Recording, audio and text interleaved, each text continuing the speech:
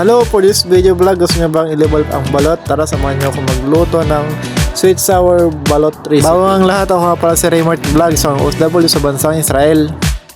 Ito nga pala yung mga balot nating binaron kanina. Yan din mga ricados natin, mga sibuyas, bawang, sili.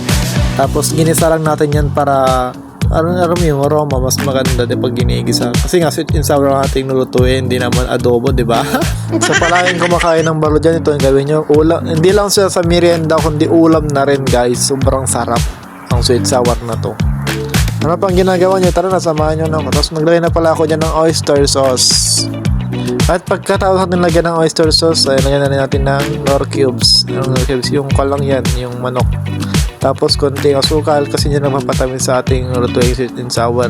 Tapos syempre paminta. At syempre hindi naman magiging malasa ang sweet and sour natin pag walang ketchup. And silaki na natin yung balot nating binaltan kanina. Ganito lang kadali magluto ng sweet sour balot recipe. So ano pa yung ginagawa nyo guys? Magluto na kayo para ibang lasa naman yung mga matitikman, hindi lang balot lang. Ayan, pwede rin sa adobo yan. Maganda rin sa adobo, masarap din. Kung nakarating ka dito sa last video ko na to, pwede naman nang i-follow at pindutin ang button na yan. Ano ba?